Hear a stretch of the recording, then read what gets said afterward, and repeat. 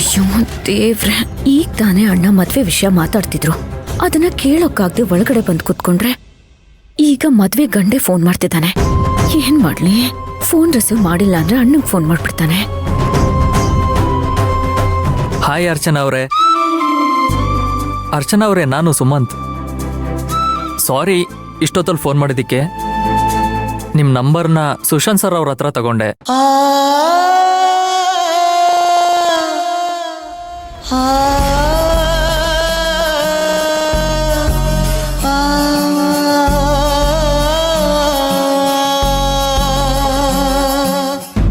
Hello, ಯಾಕೇನು ಮಾತಾಡ್ತಿಲ್ಲ?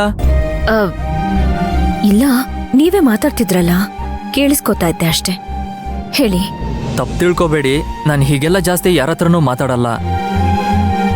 ಆದರೆ ಏನೋ ಗೊತ್ತಿಲ್ಲ, ನಿಮ್ಮ ಹತ್ರ ತುಂಬ ಮಾತಾಡಬೇಕು ಅನ್ನಿಸ್ತಾ ಇದೆ ರೀ. ಹಲೋ ಹಲೋ ಅರ್ಚನಾ ಅವರೇ. ಹಾ ಹೇಳಿ, ಏನ್ ವಿಷಯ? ನಾನು ಇಷ್ಟೊಂದು ಮಾತಾಡ್ತಾ ಇದ್ದೀನಿ, ನೀವೇನು ಮಾತಾಡ್ತಾನೆ ಇಲ್ವಲ್ಲ? ಯಾಕೋ ಇವತ್ತು ನೀವೊಂಥರ ಡಲ್ ಆಗಿದ್ರಿ, ಯಾಕೆ ಹುಷಾರಿರ್ಲಿಲ್ವಾ? ಹಾಗೇನಿಲ್ಲ, ಹುಷಾರಾಗೇ ಇದ್ದೀನಿ. ಯಾಕೆ ಕೇಳ್ತಾ ಇದ್ದೀನಿ ಅಂದ್ರೆ ನಿಮ್ಮ ಸಮಸ್ಯೆನೇ ನನ್ನ ಸಮಸ್ಯೆ ಅಲ್ವಾ? ಏನಾರು ಇದ್ರೆ ನನ್ನ ಹತ್ರ ಹೇಳ್ಕೊಳ್ಳಿ, ಸಂಕೋಚ ಬೇಡ ಪ್ಲೀಸ್. ಹಲೋ, ನಾನು ಒಬ್ನೇ ಮಾತಾಡ್ತಾ ಇದ್ದೀನಿ, ನೀವೇನು ಮಾತಾಡ್ತಾನೆ ಇಲ್ವಲ್ಲ ಅರ್ಚನಾ ಅವರೇ? ಸಾರಿ. ಹೇಳಿ, ಏನ್ ಸಮಸ್ಯೆ ಅಂತ. ಇಲ್ಲ, ಆ ಥರ ಯಾವ ಸಮಸ್ಯೆನೂ ಇಲ್ಲ.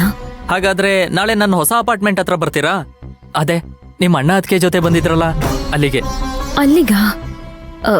ಯಾಕೆ ಅಂತ ಕೇಳ್ಬೋದಾ? ನೀವು ಬಂದ್ರೆ ಒಂಥರ ಕುತೂಹಲ, ಆರಾಮಾಗಿ ನಾವಿಬ್ರು ಪ್ರೈವೇಟ್ ಆಗಿ ಮಾತಾಡ್ಬೋದಲ್ವಾ? ಸರಿ, ಬರ್ತೀನಿ. ಓ ಥ್ಯಾಂಕ್ ಯು ಅರ್ಚನಾ ಅವರೇ. ನಾನು ಎಲ್ಲಿ ನೀವು ಬರಲ್ಲ ಅಂತ ಹೇಳ್ತೀರಾ ಅನ್ಕೋಬಿಟ್ಟೆ. ಅಮ್ಮೋರೆ,